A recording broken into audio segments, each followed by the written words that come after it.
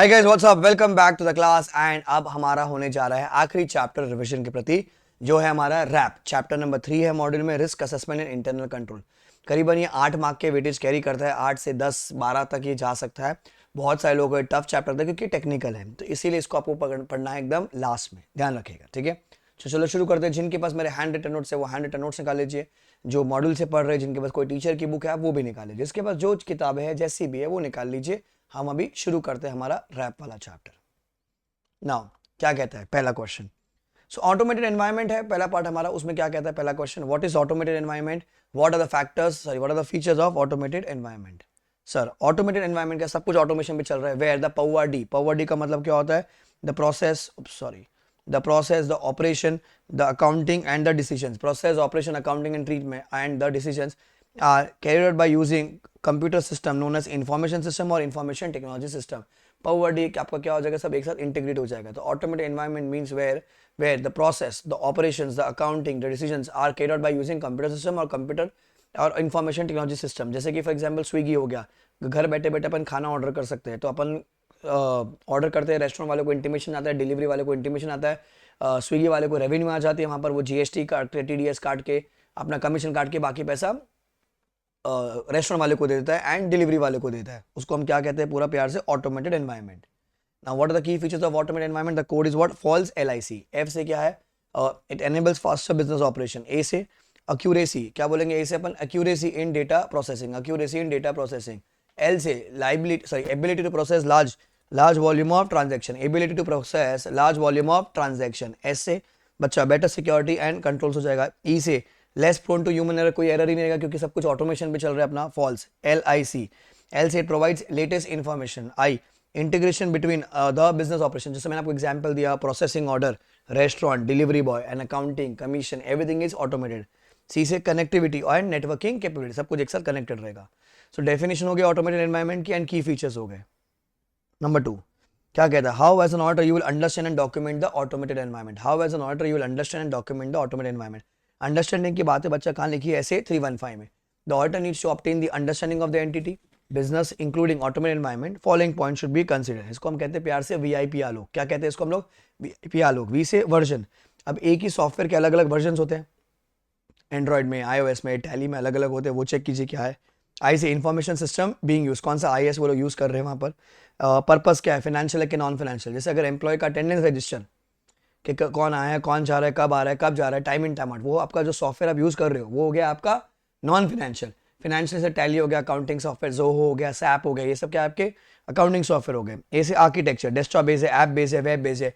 जो लोग ने क्लासेस ऐप में देखी हुई है तो वो ऐप बेस हो गया, जो लोग ने क्लासेस लैपटॉप में देखी है वो हो गया वेब बेस हो गया वहाँ पर। देन एल से location of IT system, whether local versus global. O outsource activities कौन कौन से हैं, की पर्सन कौन है, CISO, CIO and CISO. CIO क्या है, चीफ इंफॉर्मेशन ऑफिसर, सीसो क्या है, चीफ इंफॉर्मेशन सिक्योरिटी ऑफिसर। तो ये हो गया आपका सर व्हाट आर द, और how would you understand the automated environment and how would you document. अब वो अंडरस्टैंडिंग को अपने को डॉक्यूमेंट करना होगा बच्चा। डॉक्यूमेंटिंग की बातें कहाँ लिखी हुई है, ऐसे 230 में। डॉक्यूमेंटेशन की बातें कहाँ लिखी है, 230 में, ठीक है ना। एग्जाम्पल बहुत पहले एक बार एग्जाम में पूछा हुआ था कि बताया आप एग्जाम्पल भी बनाइए, तो जो वीआईपी आलोक है ना, तो वही लिखने का वीआईपी आलोक। जैसे वर्जन हो गया इन्फॉर्मेशन सिस्टम, पर्पस, ए से आर्किटेक्चर, लोकेशन, फिर आउटसोर्स है कि इन हाउस है, एंड की पर्सन, और उसी का एक एग्जाम्पल बना दिया। अब एग्जाम्पल में आप कुछ भी लिख सकते हो।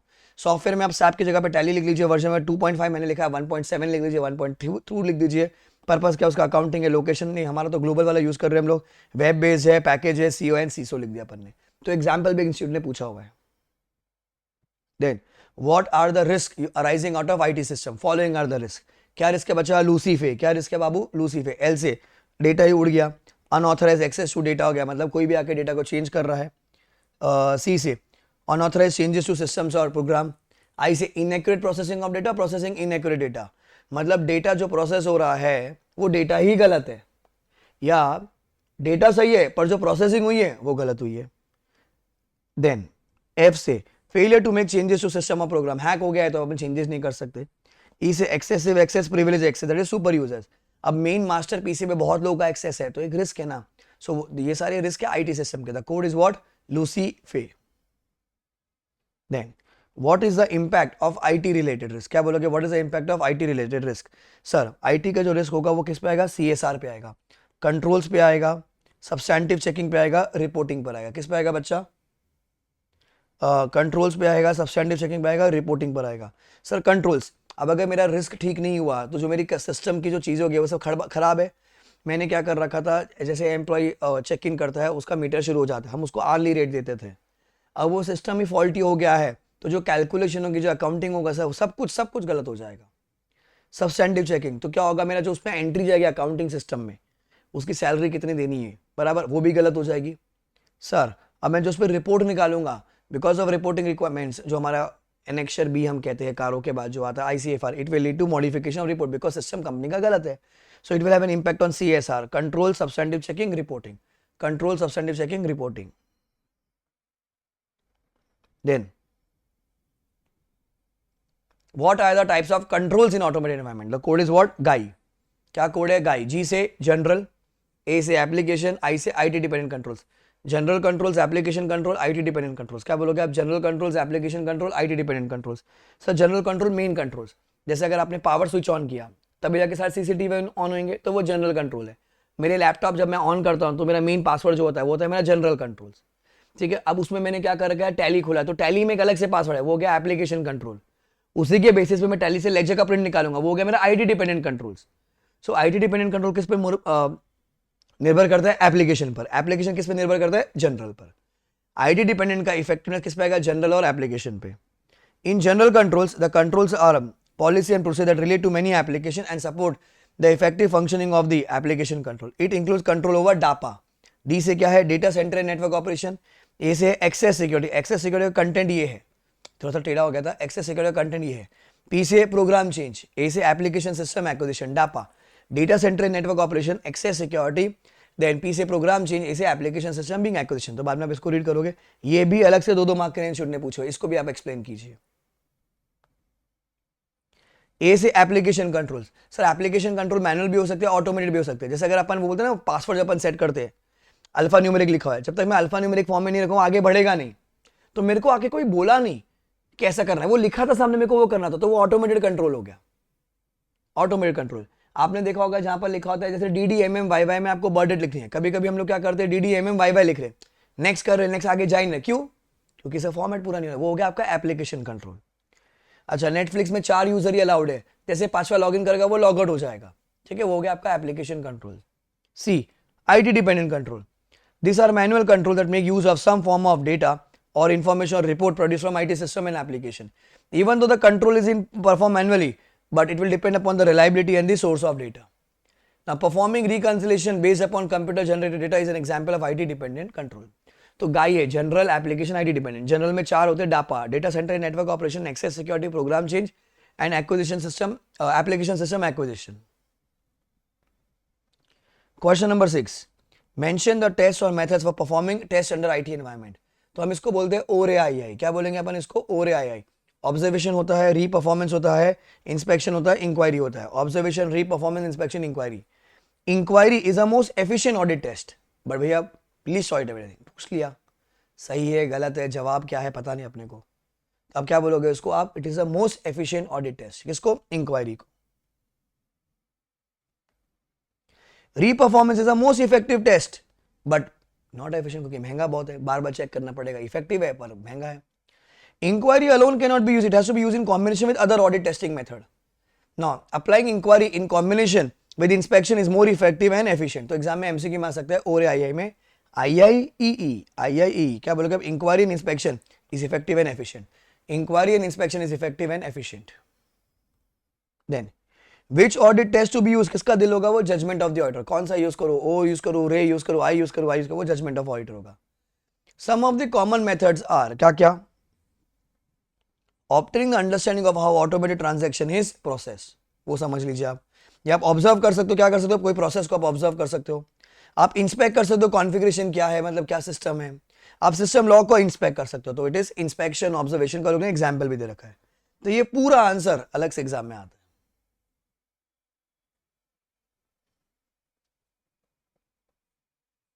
नहीं, ये अभी May 24 का शायद क्वेश्चन था, पता नहीं, आई डोंट रिमेंबर, पर एग्जाम में आया था। What are the manual elements in internal control which may be less या more suitable where judgment and discretion is required? तो ये more suitable का example से ये less suitable का example है. सर आपने को मैनुअल एलिमेंट्स कब लगेगा, मोर सुटेबल कब होगा जब sir circumstances where errors are difficult to define anticipate product. Sir system नहीं डिटेक्ट कर पा रहा है इस एरर को, तो मेरे को ज़्यादा दिमाग लगाना पड़ेगा ना, मेरे को मैनुअल एलिमेंट लगाना पड़ेगा. सिस्टम में नहीं हो पाया तो मैं मैनुअल एलिमेंट लगाऊंगा. C I in changing circumstances that require a control response outside the scope of existing automated control. Covid था, कोविड में मतलब कोविड से पहले हमारा सिस्टम था, एम्प्लॉय आएगा थंब इंप्रेशन देगा तो जाकर उसको सैलरी मिलेगी. अब कोविड में सब कुछ बंद हो गया, सर्कमस्टेंसेस ऐसे हुए थे बराबर, तो वहां पर मैनुअल इंटरवेंशन करनी पड़ेगी ना अपने को. L large unusual non recurring transaction, related party के ट्रांजेक्शन सिस्टम डिटेक्ट ही नहीं कर पाएगा, मैनुअल इंटरवेंशन करना पड़ेगा. In monitoring the effectiveness of automated control, effectiveness check करने के लिए भी क्या लगेगा अपने को, और दिमाग लगाना पड़ेगा. तो the code is silly.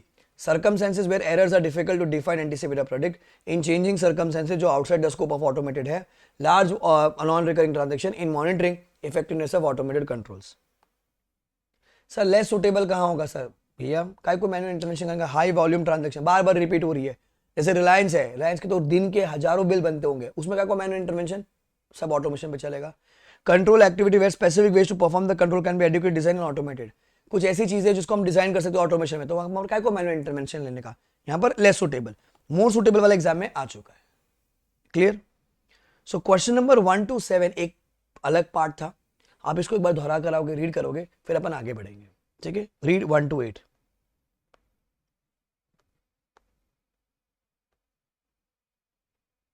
Read.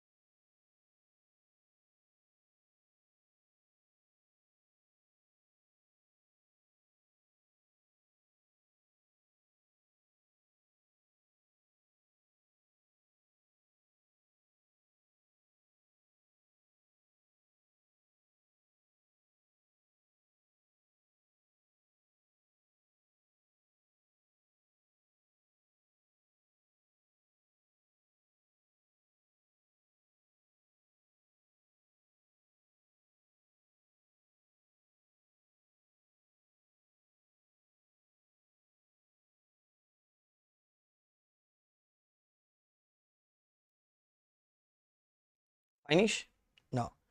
Question number 8 जो है explain audit approach in an audit environment, ये आपको मॉड्यूल से डायरेक्टली पढ़ना है। पेज नंबर है 3.61, पॉइंट नंबर 10 एसएम का मॉड्यूल का, वहां से आपको पढ़ना है, ठीक है। सेम भी डिजिटल ऑडिट की डेफिनेशन है, वो पढ़नी है आपको 3.62, ये एग्जाम में आई थी डिजिटल ऑडिट की डेफिनेशन, ये पढ़नी है, ठीक है। 3.62।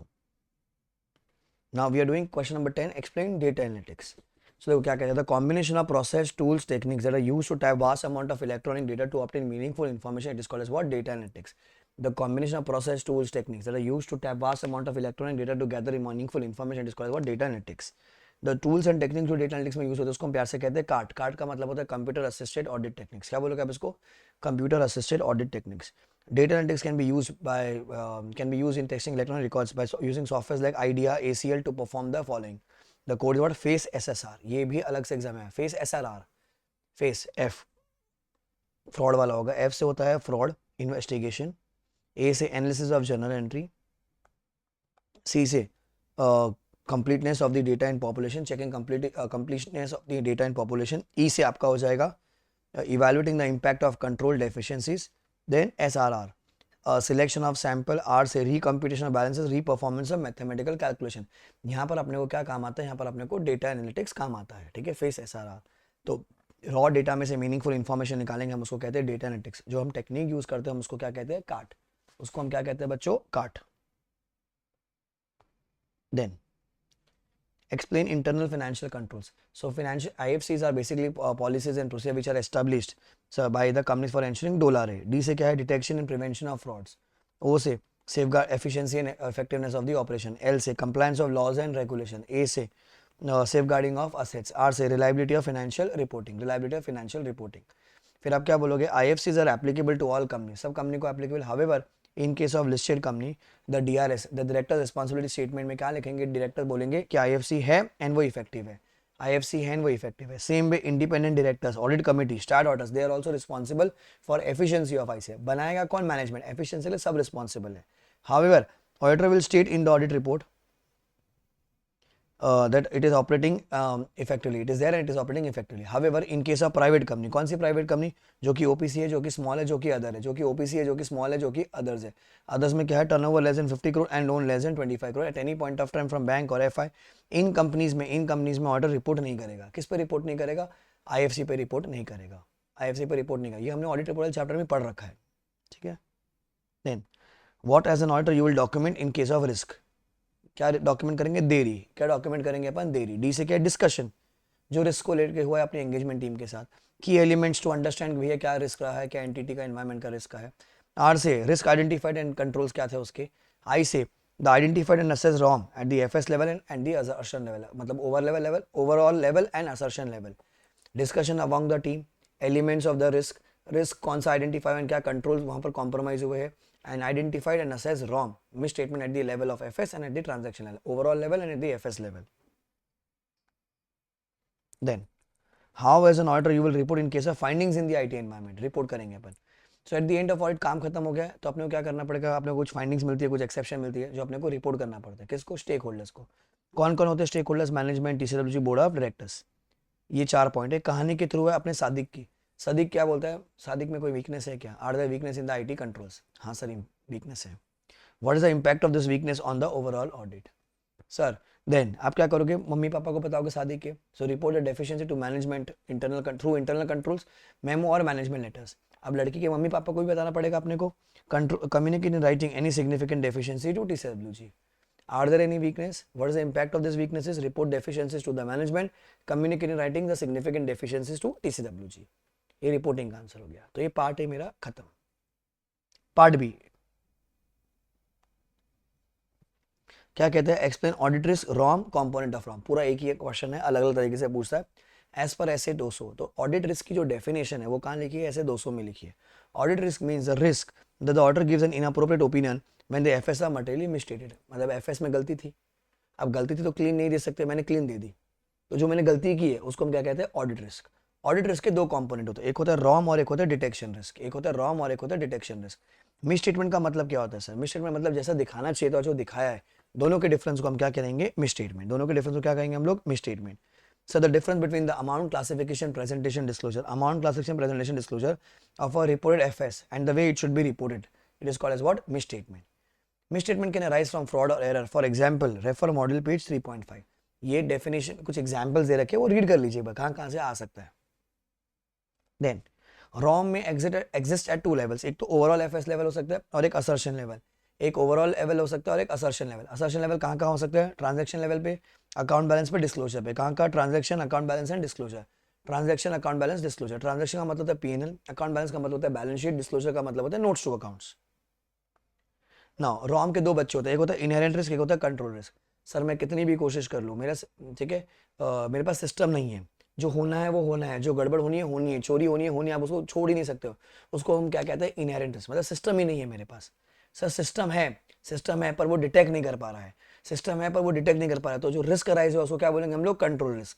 जो रिस्क अराइज हुआ उसको हम क्या बोलेंगे? Control risk. सर मैंने सब कुछ लगा लिया, मेरी पूरी कीमत, जान, मेहनत सब लगा लिया, उसके बावजूद भी मैं डिटेक्ट नहीं कर पाया मेरे फ्रॉड को, एरर को, रिस्क को. उसको क्या कहते हैं हम लोग? Detection risk. क्या कहेंगे उसको? Detection risk. कंट्रोल रिस्क में सिस्टम होता है, इनहेरेंट रिस्क में सिस्टम नहीं होता है. डिटेक्शन रिस्क में हम क्या बोलेंगे? हम लोग सब कुछ लगा दिए फिर भी वो डिटेक्ट नहीं कर पा रहे अपन, उसको कहते हैं हम लोग detection risk. Then audit risk या फिर रॉम या फिर मटेरियलिटी, तीनों. ऑडिट रिस्क या रॉम या फिर materiality is inversely variable to detection risk. Is inversely variable to detection risk.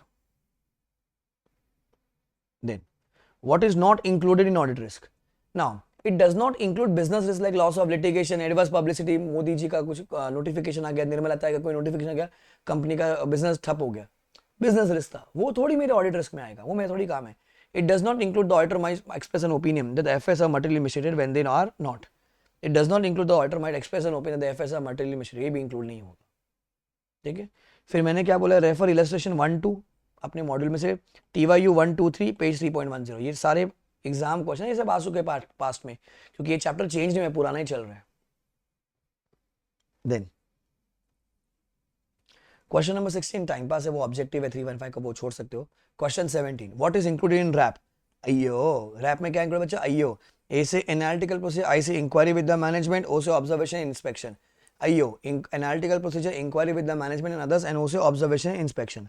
अब एक एक पढ़ते हैं अपन. एनालिटिकल प्रोसीजर, ये मेरा ऐसे 520, मैंने आपको ऑडिट एविडेंस चैप्टर में ऐसे 520 पढ़ाया था ना, ये उसी का पार्ट है. In assessing the ROM in order to provide a basis for the opinion the auditor for designing implement and implementing response to the assess risk, AP is perform as a RAP. AP को अपन करते हैं बहुत financial and non financial. It helps to identify the existence of any unusual transaction or any event or any amount or ratios and trends that might indicate matters that have audit implication. Any unexpected relation है वो दिख जाएगा. मतलब आपका marketing expenses बढ़ रहा है पर साला सेल्स गिर रहा है और क्रेडिटर्स बढ़ रहे हैं, अलग ही रिलेशन चल रहा है वहां पर.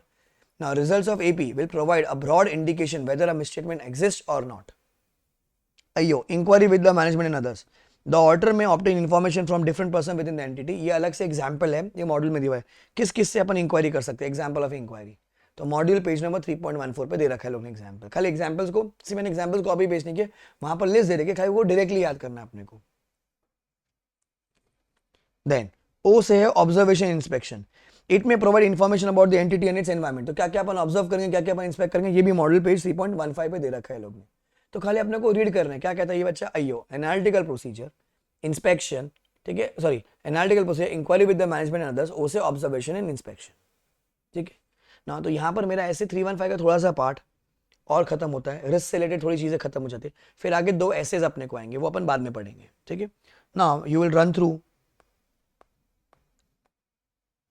फ्रॉम क्वेश्चन नंबर 8-9 तो मॉड्यूल से है, 10 से पढ़ना है आपको. ठीक है, रीड करते आइए 8-9-10, 8 से लेके जहां तक अभी पढ़ा है, read.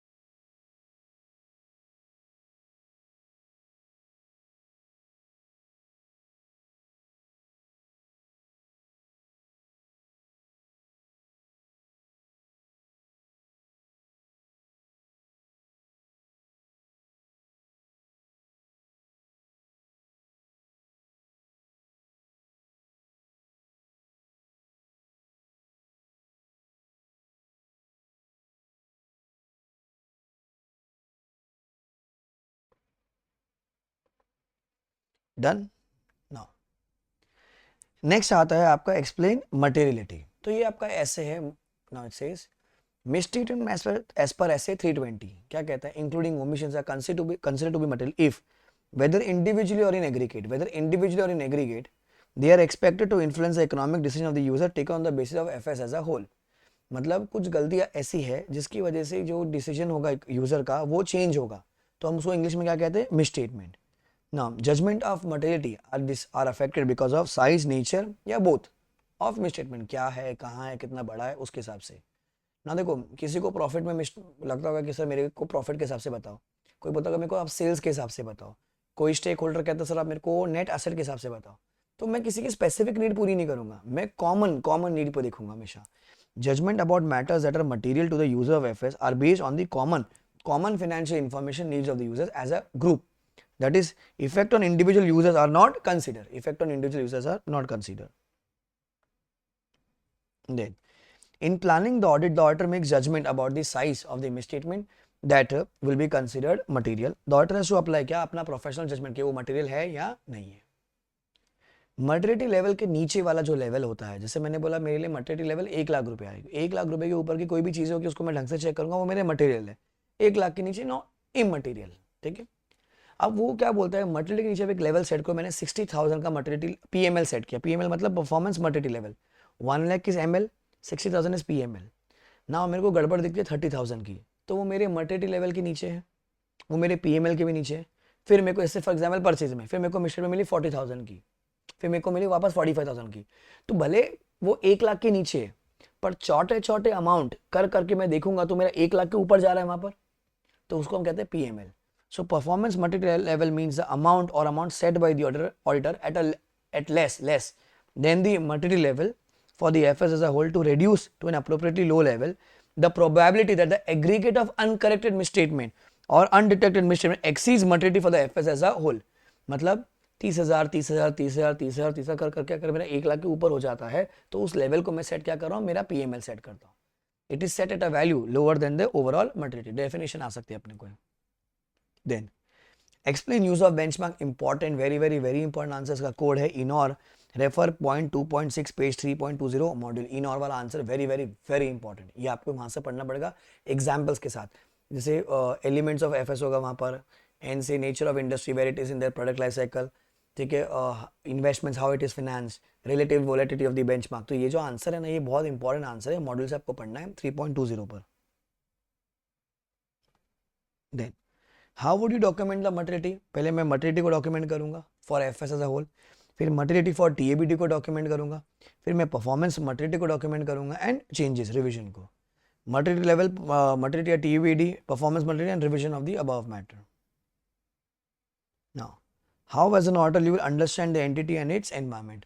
How as an auditor you will understand the entity and its environment. As per SA 315 क्या कहता है, identifying and assessing the wrong, understand the entity and its environment, ये नाम है ऐसे का। The auditor shall obtain the understanding of the following, किन बातों का, कहाँ पर वो काम कर रही है कंपनी, मतलब कौन से इंडस्ट्री में है, क्या रेगुलेशन हमको एप्लीकेबल है, क्या फैक्टर्स है and including the applicable FRF, schedule 3 applicable है नहीं है, बैंकिंग है तो बैंकिंग का फॉर्मेट एप्लीकेबल होगा। The nature of the entity including its operation, ownership and governance structure, the types of investment the entity is trying to make, the way it is finance, फिर entity का selection application of accounting policies including the reason for changes, फिर entity का objective and strategies and those related businesses क्या क्या है वहाँ पर, and the measurement and review of the entity का फाइनेंशियल परफॉर्मेंस। तो अगर आपको कंपनी को समझना है तो सर इन बातों का आपको ध्यान रखना पड़ेगा, ये भी अलग से एग्जाम में आता था पहले, 315 का पार्ट है ये। X define internal control and techniques to evaluate internal control, तो जो डेफिनेशन है बेटा वो तो डोला रहे हैं। Now techniques to evaluate ICS में क्या जाएगा, narrative records, checklist, questionnaire, flow chart. क्या जाएगा बाबू, narrative records, checklist, questionnaire, flow chart. Narrative records क्या होता है, डिटेल डिस्क्रिप्शन होता है आपका आईसीएस का। चेकलिस्ट मतलब हम लोग इंस्ट्रक्शन देते हैं किसको, हमारे मैनेजमेंट को। क्वेश्चन मतलब पूछताछ, सवाल जवाब अपन जो करते हैं वो अपन चेकलिस्ट देते हैं अपने अपनी टीम को, क्वेश्चन देते हैं अपन मैनेजमेंट को, चेकलिस्ट अपनी टीम को, एंगेजमेंट टीम को, क्वेश्चन जाएगा क्लाइंट के पास, एंड फ्लो चार्ट मतलब ग्राफिकल प्रेजेंटेशन होता है। देन क्वेश्चन 24 अब डायरेक्ट पढ़ लीजिएगा, मेरे पास यहाँ पर वो शीट में नहीं है, वो मिसिंग है यहाँ पर। ठीक है, वो डायरेक्टली पढ़ लीजिएगा। वो आई थिंक इनहेरेंट लिमिटेशन होगा आईसीएस का, इनहेरेंट लिमिटेशन, वो डायरेक्टली पढ़ लीजिएगा आप। Then what are the components of internal control, the code is CRICIM, ये आया था एग्जाम में। कंट्रोल एनवायरनमेंट मतलब मेरा क्लासरूम, चोरी हो रही है उसको हम लोग क्या कहते हैं, रिस्क असेसमेंट प्रोसेस। फिर कंट्रोल एक्ट, मैंने सीसीटीवी लगवा दिया, मेरा स्टाफ मुझसे बात करे उसको हम कहते हैं इन्फॉर्मेशन एंड कम्युनिकेशन, मैं मस्त मोबाइल पे देखूंगा उसको हम कहते हैं monitoring, CRICIM. Control environment, risk assessment, control activities, information communication, monitoring. कोई भी एंटिटी जब भी अपना इंटरनल कंट्रोल बनाएगी तो ये 5 फैक्टर्स के प्रति बनाएगी। Read 1 2 3 do thoroughly from the module, page 3.33। 1 2 3 का जो डिस्क्रिप्शन है वो भी अलग से एग्जाम में आ सकता है। What are the factors which affects the judgment about the internal control is relevant or not? Code क्या है, कार्ड्समी, वापस से कार्ड्समी आ गया। Complexity and the diversity of the entity का ऑपरेशन, ए से applicable legal and regulatory requirement, R से क्या हो जाएगा बच्चा, रॉम, size of the entity and materiality, materiality cards me, E से नेचर ऑफ एंटिटी का बिजनेस, कैसे ज्वेलरी शॉप है तो ज्यादा रिस्क होगा, कोई फुटवेयर की शॉप है तो रिस्क कम होगा वहां पर, कार्ड्स मी। देन कुछ दो क्वेश्चन है ये डायरेक्टली आपको अगेन ये भी मॉडल से करने, क्योंकि एग्जांपल्स है सारे। How as an order you will decide whether the risk is a risk of fraud, मतलब वो एरर है कि फ्रॉड है, वो कैसे जज करोगे, ये मॉडल पेज नंबर 3.41 पर है। क्वेश्चन नंबर 28 मैंने जब पढ़ाया था यहाँ भी लिखा हुआ है, very very very very very important, ये मॉडल में भी दिया हुआ है क्योंकि मॉडल के पीछे के क्वेश्चन है। What are the examples of ROM for non routine transaction and judgmental matters. Non routine में आई थिंक 3 या 4 एग्जाम्पल है, जजमेंट में 2 एग्जाम्पल्स है, या तो वो नॉन रूटीन पूछता है या तो जजमेंटल पूछता है, ये अलग से क्वेश्चन आता है, very very very important question. Then, how would you test internal controls and what do they include? Testing of internal controls. So, test of controls are performed to obtain evidence about the effectiveness of ICS. हम लोग internal control system check करते हैं, design check करेंगे and whether it is effective or not. Design of the ICS and operation of the ICS. It may include क्या, ORAI पढ़ा था ना अपन ने, inspection आ गया, इंक्वायरी आ गया, रीपरफॉर्मेंस आ गया and testing of internal control. तो बोलता है यूज ORAI। इंस्पेक्शन किसा करेंगे अपन, document supporting the transaction check कर लीजिए। Inquiry about and the observation of internal controls, inquiry and observation. Re-performance involves the auditor's independent execution of procedure control. फिर testing of internal control operating on specific computerised application, जैसे हम लोग SAP use कर रहे हैं या कोई HR का सॉफ्टवेयर यूज कर रहे हैं, कोई सैलरी का सॉफ्टवेयर यूज कर रहे हैं, उसमें मेरा इंटरनल कंट्रोल हो रहा है कि नहीं हो रहा, वहां पर टेस्ट कर लूंगा मैं। तो ये भी एक क्वेश्चन एग्जाम का। Last question, by what procedure the auditor should collect audit evidence. Sir एक होता है test of controls which is used to evaluate ICS. Substantive procedure में क्या था, अकाउंटिंग सिस्टम, ये अपन ने पढ़ा था ऐसे 500 में, वहां पर हम लोग टीओसी चेक करते हैं और सैप चेक करते हैं। टीओसी में होता है vouching which is the PNL items, verification of balance sheet items. तो ये डायरेक्ट क्वेश्चन है भी ऐसे 500 का पार्ट है, तो इतना इंपॉर्टेंट नहीं है, इसका आप छोड़ सकते हैं। समझ आ गया, एक बार गो थ्रू कर लीजिए।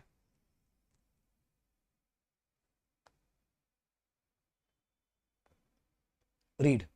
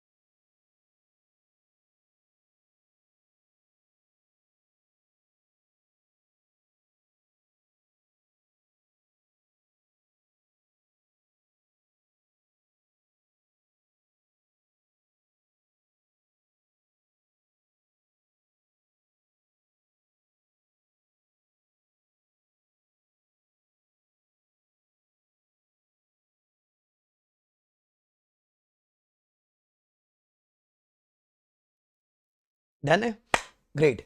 सो we have completed the entire revision series. ठीक है, हमारे सारे चैप्टर्स हो गए हैं। मैं बहुत सारे वीडियोस लेकर आता हूँ, तो do like the channel, sorry do subscribe to the channel, like the video, comment and do forward with your friends also, so that बाकी लोग को भी बेनिफिट मिले। क्योंकि बॉस अब की बार आखिरी बार, अब की बार पार है। ठीक है, आखिरी बार बोलूंगा, एम फॉर अ रैंक और 70 plus whichever is earlier. Bye guys, take care.